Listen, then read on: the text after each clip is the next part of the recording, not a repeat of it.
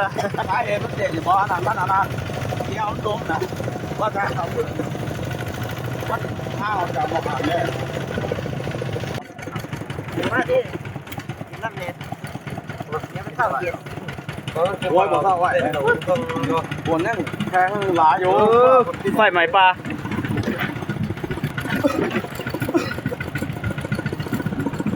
โอ้เรียนหนาคนหล่อนะ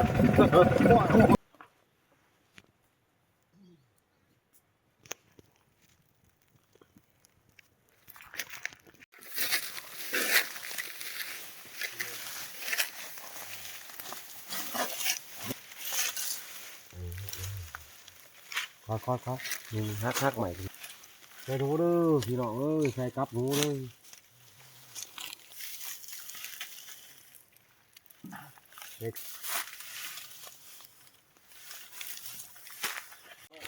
กระแตพี่น้องกระแตเขาหู ไว้ให้เกิดโกน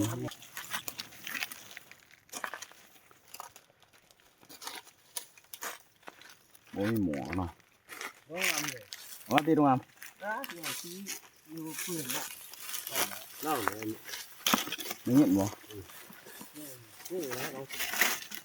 มีหูออกวะแหละ วันงานมัน โอ้ยไปดูหมอแก อ๋อน่ะมีหูอยู่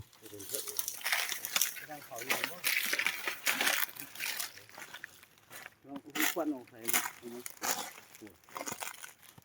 โอ้เสียงหัดไหวครับ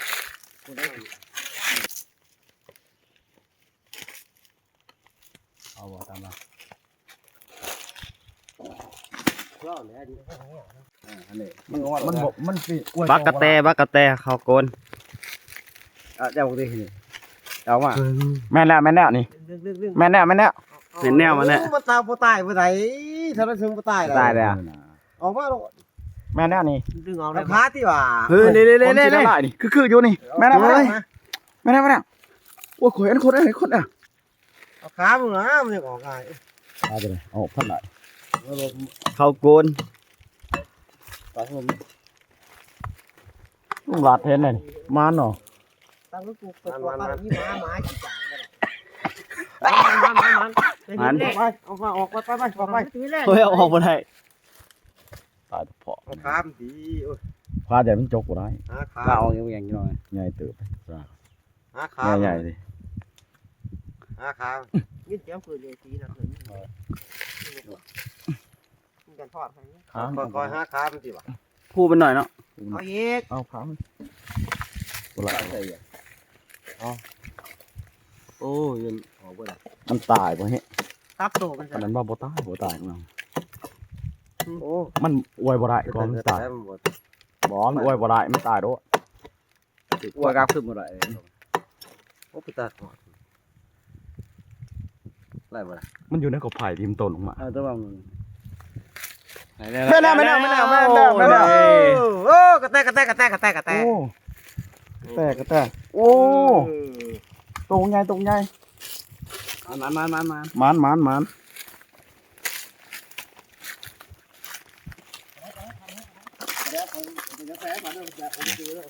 ้การ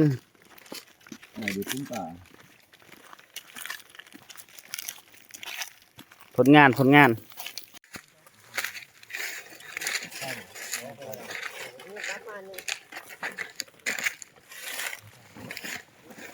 ใส่กับหนู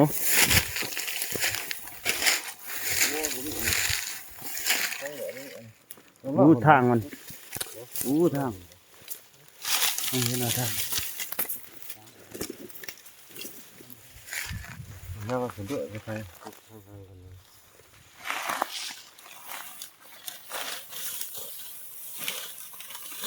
นี่ตามหลังไปผลอะไรหลัง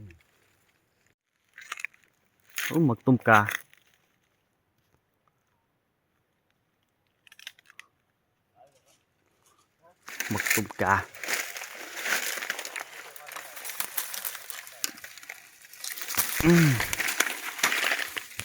กินไหน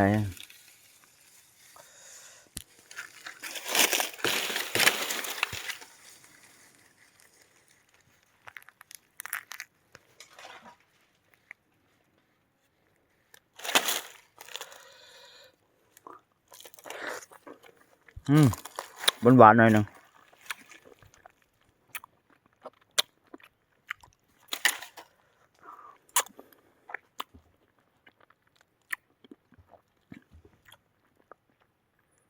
เต็มต้นจับแมงซ่อนนั่นกินข้าวปลาจับแมงซ่อนน้ำ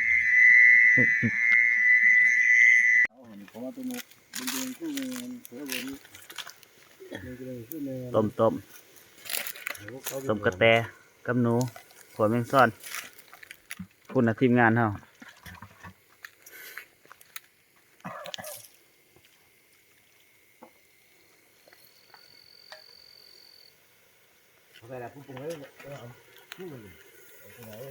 กินข้าวปลาเด้อ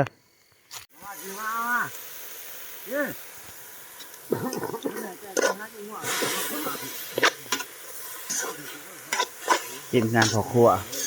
ต้มขัวแมงซ่อน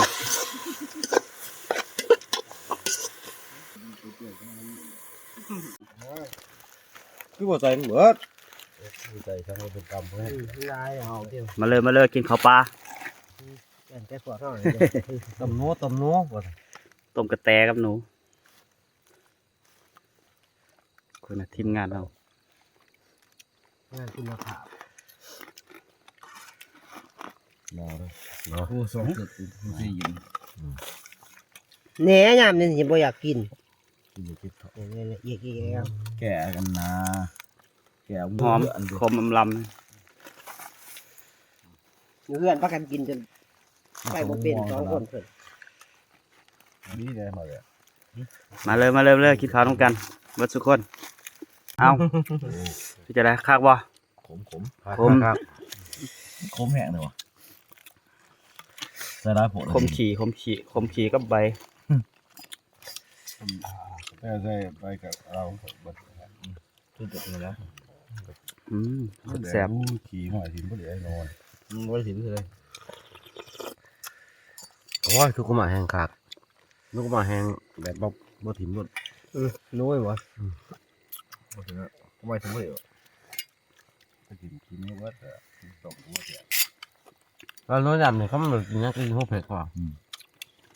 ยากเลย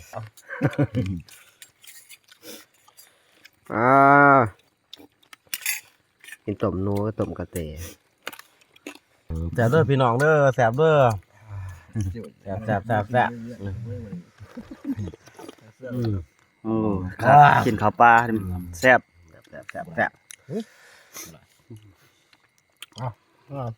มันต้องมีของแก่ข้าวเพิ่นว่า นี่เด้อพี่ยังอยู่เครื่องนึง ยังเยอะเกินเด้อจากไฟสิเป็นหมูหรือจ่าบ่แรกเลยย่างตำกับตอแกนก่อนยุกสุกข้าวนั่นนาแกงแตก โอ้ทีมงานเฮา กินพ่นนะ กินอิ่มแล้วหาบ่อนนอนแล้วนี่ไก่สิแจงกันสิพากันเมื่อปรับความสงบหาบ่อนนอนก่อนบรรยากาศนอนดอโอ้ทีมงานเฮานอนผลงานรอบลึก เก่าซัมสิกินพี่น้อง ร่างหนึ่งนะที่มันมอง คนบอกก็จะว่าห้าไป หนู เท่ากับบ่สวดกัน ล้นเรียบร้อย ที่ส่วนจะไหน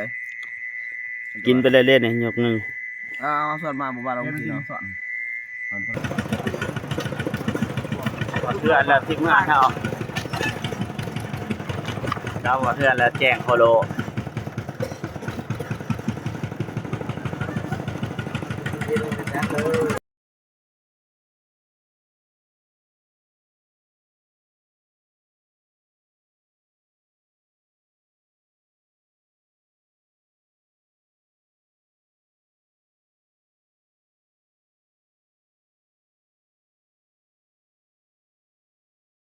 ไปแล้วทุกคนบ๊ายบาย